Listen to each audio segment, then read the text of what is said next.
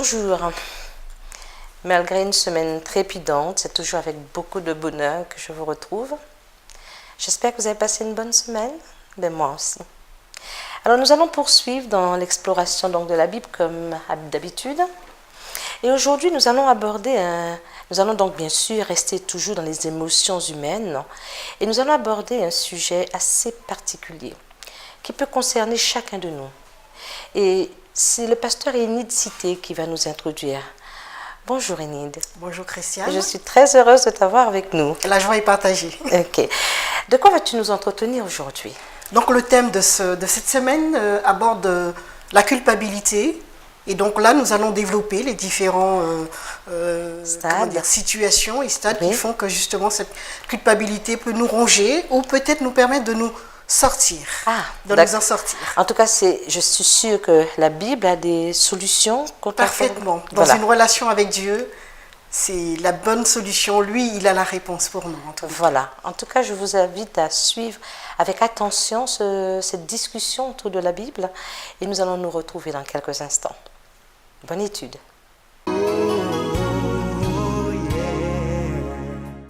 Notre thème sur la culpabilité, c'est un thème qui n'est pas particulièrement évident, mais à partir des textes de la Bible, nous allons donc pouvoir le développer par rapport aux différents sentiments qui sont donnés sur les passages bibliques que nous allons voir ensemble.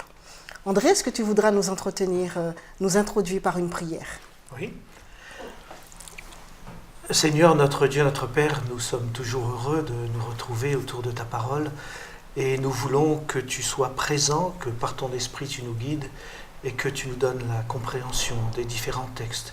Et surtout, Seigneur, de mieux apprendre à te connaître et aussi, dans ce cas particulier, à mieux nous connaître. C'est en Jésus que nous te demandons ces grâces. Amen. Amen. La culpabilité génère une souffrance, quelque chose qui fait très mal.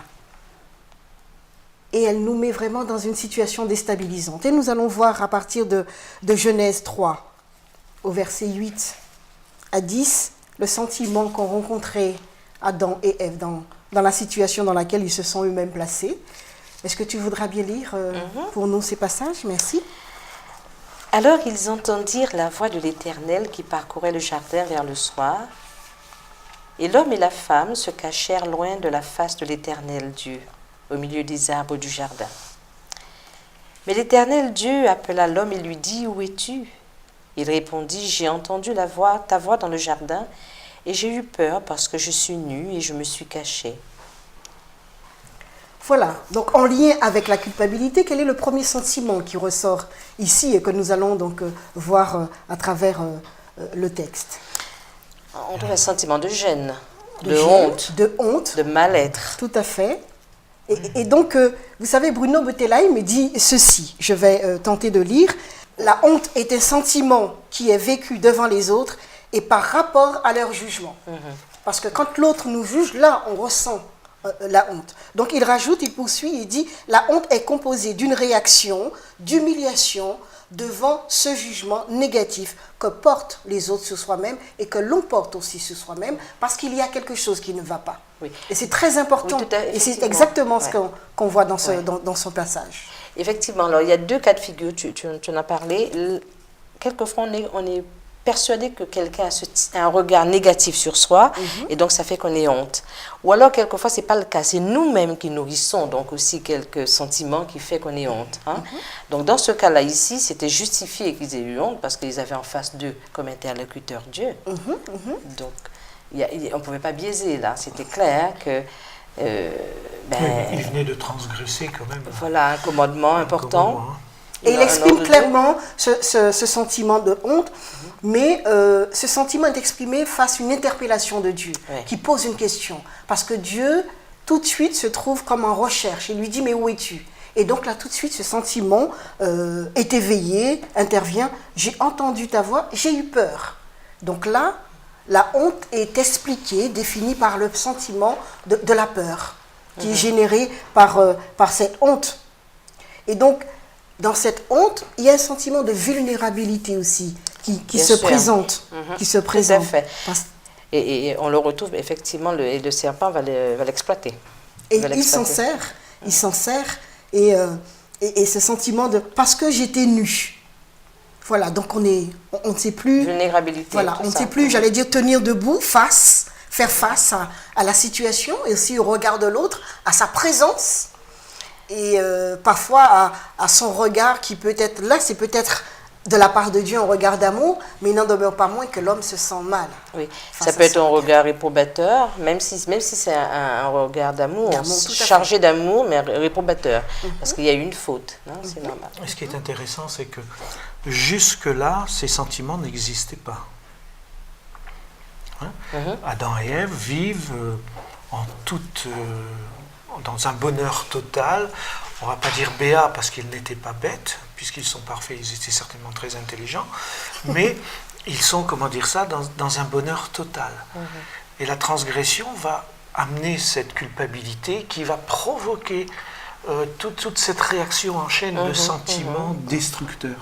Et c'est ça qui est terrible. Voilà, et ça peut se vivre partout, dans n'importe quel groupe, société, etc.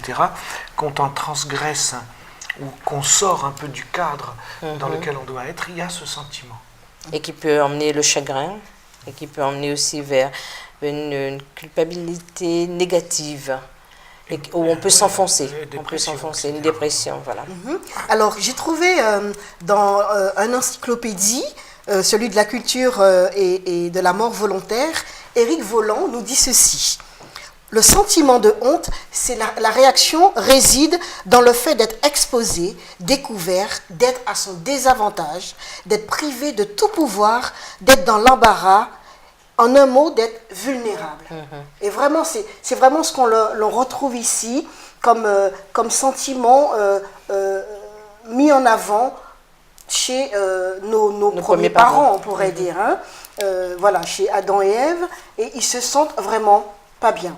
Mais ce qui est important chez Dieu, quand on voit au verset 11, on peut dire, Dieu amorce une sorte de démarche où il amène l'homme à gérer ce sentiment de honte et de gêne. Et donc là, il le mène face à la situation en lui posant des questions. Mais qui te révèle que tu es nu? Comment tu l'as découvère? Il entre dans un dialogue. Il reste dans un dialogue, mais pour permettre à l'homme de prendre conscience ce qu'il y a.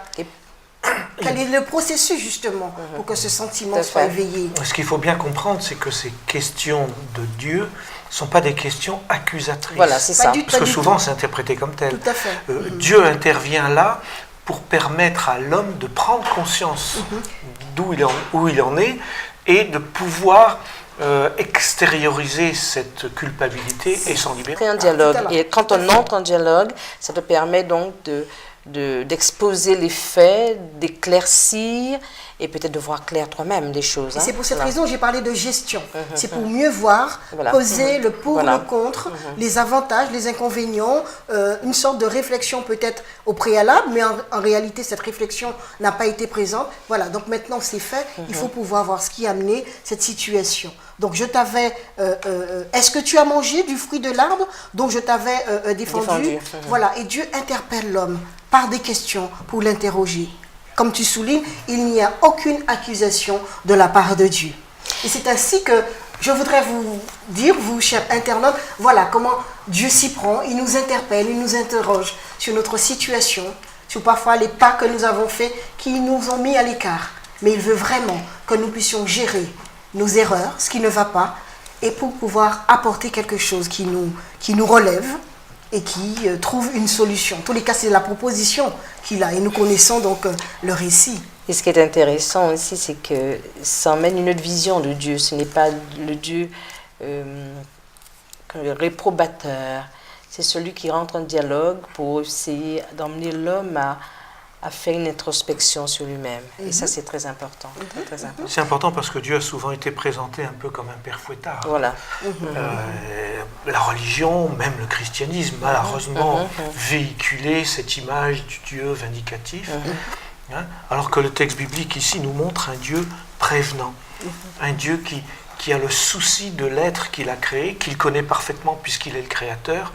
Et c'est certainement, bien sûr, le meilleur des psychologues, des psychanalystes même, et il va poser les questions, comme tu veux remarquer, judicieuses pour que l'homme extériorise tout ce qu'il y a en lui, afin qu'il le laisse. Dieu ne veut pas laisser l'homme sombrer dans quelque chose qui pourrait être... Dans des idées morbides. Morbides tout à fait.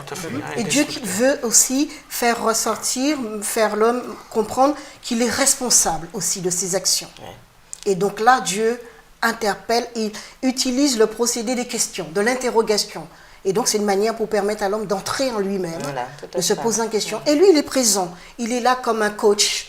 Voilà, et c'est aussi, on a l'impression qu'en rentrant en dialogue comme ça, il veut permettre à l'homme de comprendre le mécanisme de la culpabilité. Hein? Et comment en sortir. Enfin, quand il lui dit, pourquoi tu fais cela? Il cherche à comprendre. Il faut que tu réfléchisses. Voilà. Qu'est-ce qui t'a poussé à faire cela? En tout cas, l'homme n'est pas sympa parce que, excusez-moi, mais il essaye de se dédouaner totalement en remettant tout sur le dos de la femme. Et c'est souvent ce qui arrive quand on est découvert dans la culpabilité, on essaye de se justifier, c'est l'auto-justification. C'est toujours l'autre qui porte la faute. Et on retrouve souvent ça avec les enfants. C'est le même schéma, c'est un schéma qui se reproduit en fait. Dans la formulation des questions de Dieu, Dieu s'adresse à l'homme. Qui t'a dit? Et par rapport aux questions de l'humanité, de l'être humain, dans la réponse, il le rejette sur l'autre. Il ne dit pas le « je », parce que quand on s'adresse par le « tu », on répond « je ». On ne dit pas « l'autre m'a fait ». En fait, il prend la cause au lieu de s'impliquer directement, d'assumer ses responsabilités. Mais il n'assume pas. Et il n'assume pas. Alors que la manière dont la question de Dieu se développe, c'est pour amener l'autre, l'homme, à assumer ses responsabilités.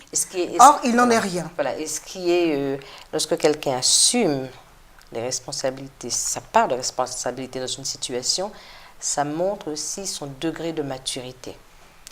On est mature lorsqu'on fait face aux difficultés, parce que la vie chrétienne... Aux fautes même, hein. Là, il ne s'agit pas uniquement de difficultés, c'est de fautes commises, d'erreurs. Voilà. Hein. La vie chrétienne, ce n'est pas quand tout est bien, quand tout est parfait, c'est savoir faire face aux difficultés et d'apporter des réponses adéquates. Tout à fait. Et c'est ce que Dieu essaie de faire un cheminement à l'homme pour trouver la réponse adéquate. En fait, c'est lui qui va trouver la bonne réponse. Mais Dieu va vers l'intérieur de l'homme. Hein. Voilà, tout à fait. Pour Adam... Tout au moins pour Adam, c'est la peur, la honte. Comme tu l'as dit tout à l'heure, il est dévoilé et il a peur de la conséquence de son acte. La réaction du père. Et il n'est pas dans la maturité, de la profondeur du raisonnement et de pouvoir assumer. Il est dans la crainte et dans la peur et il est incapable, à cause de cette peur, de cette honte qui est sur lui, il est incapable d'assumer. Pour ça que Dieu, on le voit après dans le texte, va lui laisser le temps de pouvoir assumer cela, même s'il y a une conséquence. Mais ce qui est important, c'est de comprendre que face à quelqu'un qui a commis une faute, il ne faut pas s'attendre, à moins que la personne soit particulièrement mature. Mais il y en existe quelques personnes, mais c'est vrai que généralement... C'est rare. Il ne faut pas s'attendre à avoir devant soi une personne qui dit « oui, c'est de ma faute, 100%, etc. » C'est très rare. En général, on cherche des faux fuyants, on est les rois du slalom à ce moment-là. Tout à fait. Je vais conclure. Je voudrais vous dire, chers internautes, que la démarche de Dieu est toujours pour faire ressortir une forte sensibilité qui tient compte non seulement des droits et des devoirs, mais aussi des attitudes et des sentiments, des sensations et des émotions et des mentalités culturelles et générationnelles dans laquelle nous faisons partie et nous composons. Et Dieu veut toujours nous amener à quelque chose où la responsabilité a une grande place, parce que lui, il veut que nous puissions prendre nos responsabilités. Oui. Et il veut que nous puissions, à travers nos responsabilités, ne regarder que lui et n'aller que vers lui. Et cela, c'est une démarche importante de Dieu.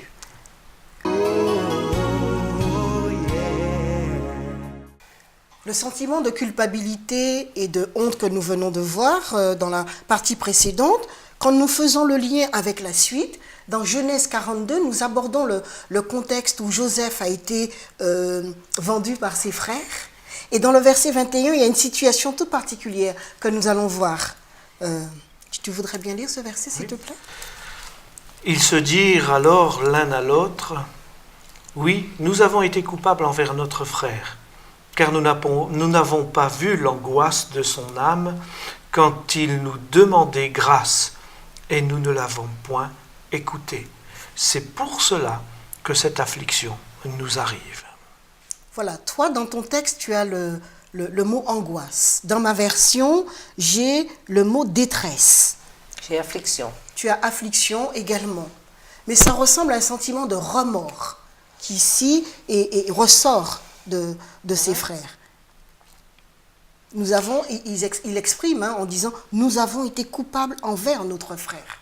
Parce qu'effectivement, ils étaient coupables. Hein, oui, quand on a du remords, on a une détresse, une angoisse, on a tout cela dans le cœur. Hein. De toute façon, quand on pense aux choses malsaines qu'on a faites et qu'on n'a pas gérées, comme on disait tout à l'heure, il faut gérer cela.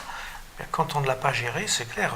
Je pense que tout être humain, que ce soit les internautes ou nous-mêmes, nous sommes passés par ce genre de situation et nous savons très bien ce que ressentent ici ces hommes. C'est un poids. En fait, ils portent un poids. Et c'est un poids qui devient avec le temps, qui devient de plus en plus lourd, qui devient de plus en plus encombrant dans l'esprit, dans la tête, et qui peut créer des dysfonctionnements physiques, des dysfonctionnements dans le comportement, parce qu'on n'est pas libéré d'un remords. Et donc, il est salutaire pour quelqu'un qui vit une situation difficile et qui a du remords, puisse pouvoir s'en libérer. Je crois que la Bible a dit. Et encore une fois, on va voir, dans le texte, si on avait le temps d'analyser tout le passage, on va voir comment la sagesse de Dieu va intervenir. Parce que, nous le savons, Joseph, à ce moment-là, c'est l'homme inspiré de Dieu, c'est l'homme profond. C'est lui qui va provoquer. Il a reconnu ses frères.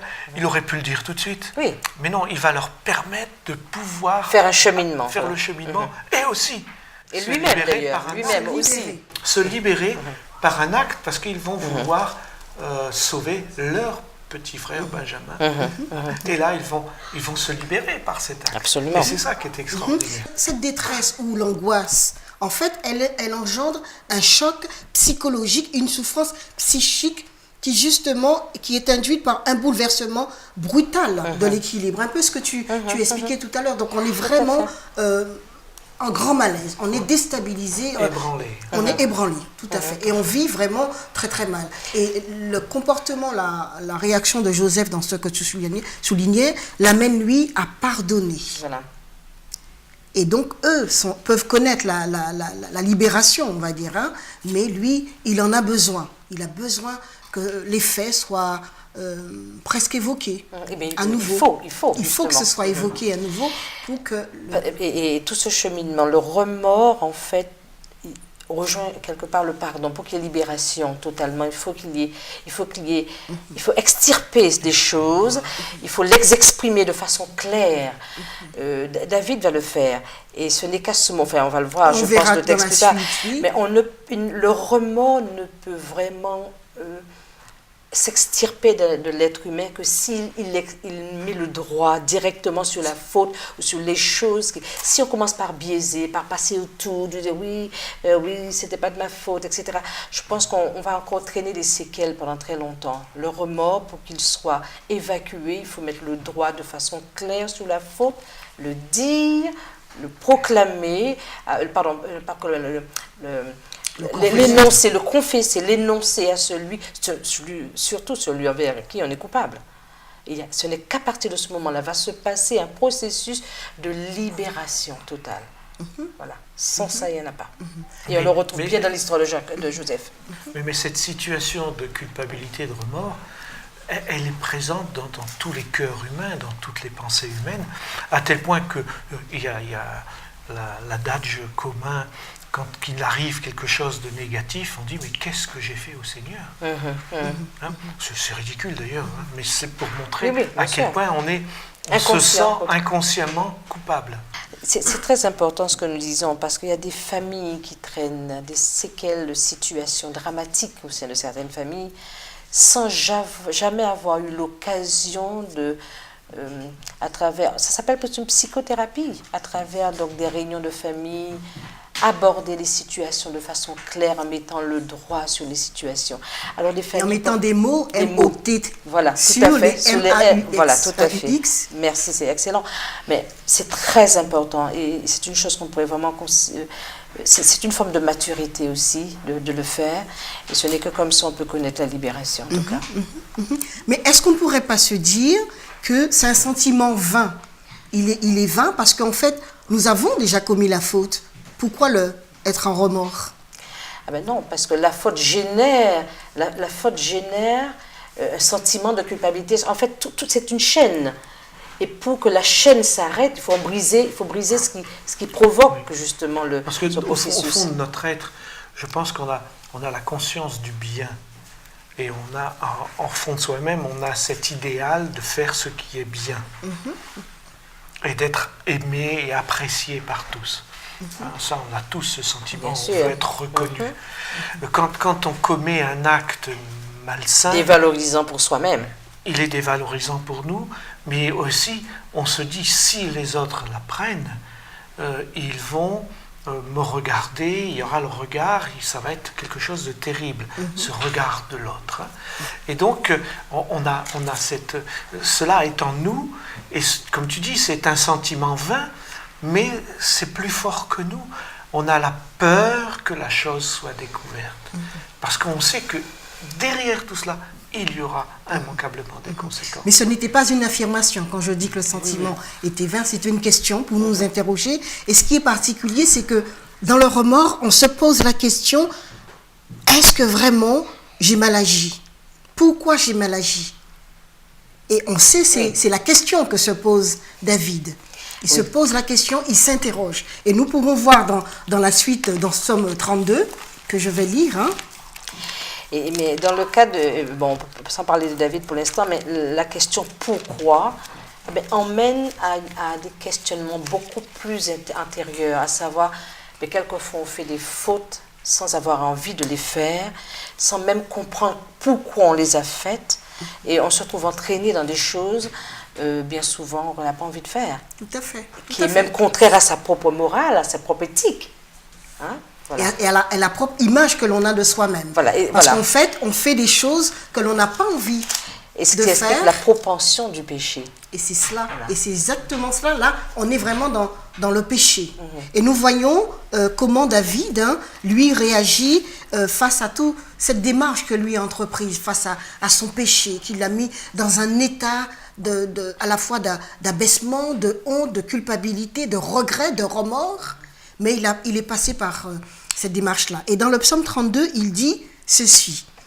« Heureux celui dont la transgression est enlevée et dont le péché est pardonné.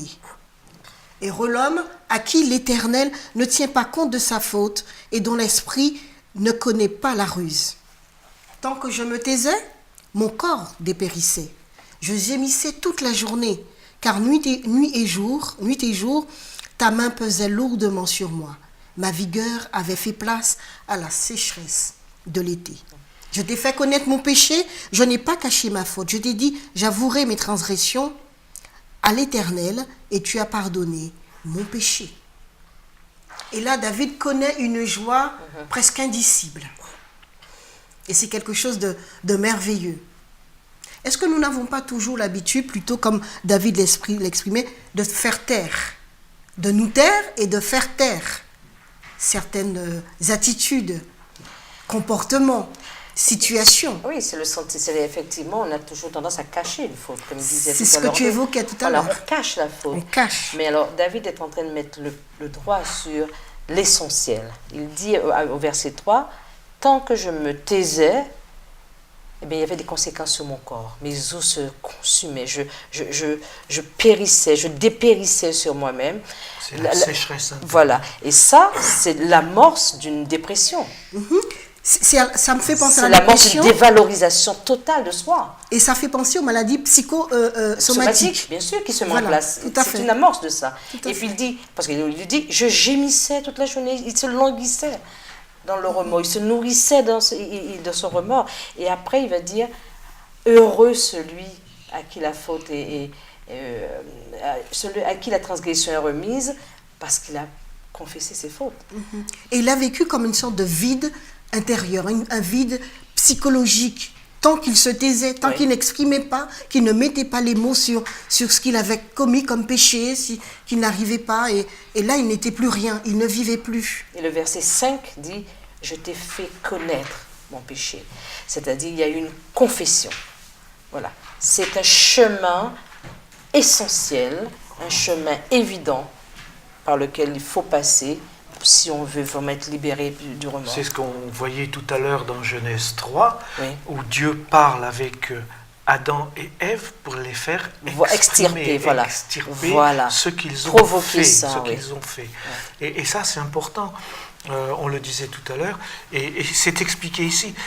On croirait presque lire un ouvrage de psychologie, puisque là, ici, le texte dit clairement que si on ne se vide pas de cette culpabilité, on est détruit intérieurement. Absolument.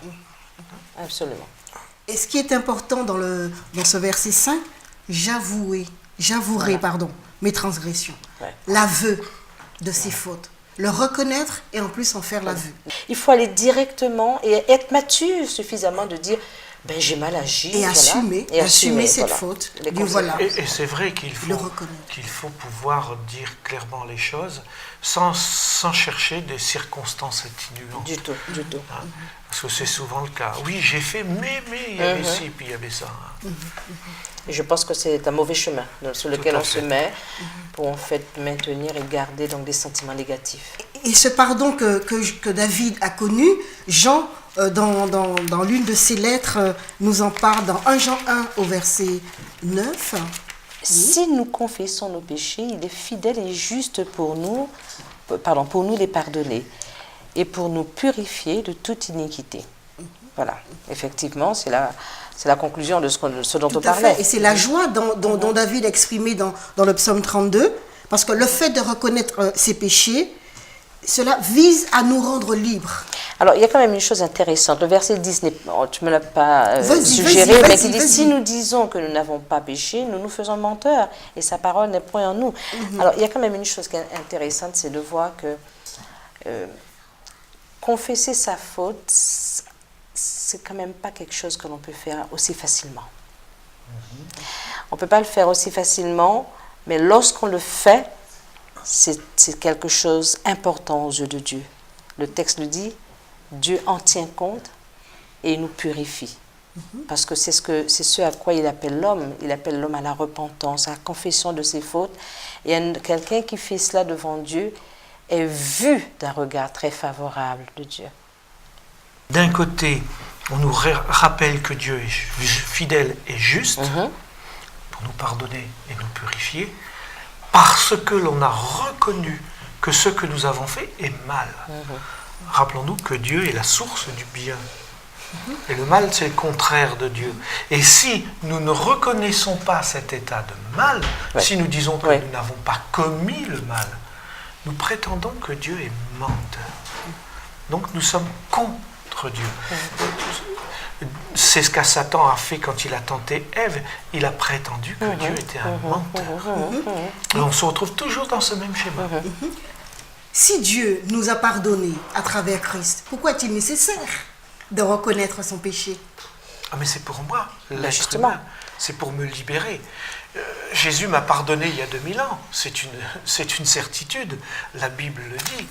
Mais si je ne viens pas au pied du Seigneur pour lui dire je suis fautif, j'ai commis ceci et je te demande pardon, c'est une réalité et je ne suis pas bon parce que j'ai commis cela me libère, cette action-là me libère. C'est tout le processus qu'on vient de démontrer au travers de la Bible, tout ce processus psychologique. Nous sommes des êtres avec une psychologie, Dieu nous connaît, il nous a expliqué ce processus au travers des différents textes que nous avons vus, et nous en avons besoin. C'est pas pour Dieu principalement. Certes, en le déclarant, nous déclarons Dieu juste aussi. Et nous nous inscrivons dans le processus du pardon. C'est avant tout pour nous. Nous acceptons la démarche de Dieu.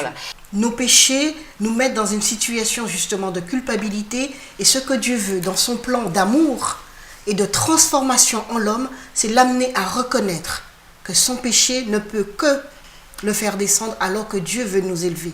Dieu veut que nous puissions nous détourner de tout ce qui nous éloigne de cette orientation, j'allais dire élevée, vers laquelle il veut tendre et nous invite à tendre, et que nous puissions abandonner nos tendances à pécher et nous appuyer sur Christ, celui, la force, qui est le rocher sur lequel nous pouvons nous appuyer. Chers internautes, Christ est là pour vous.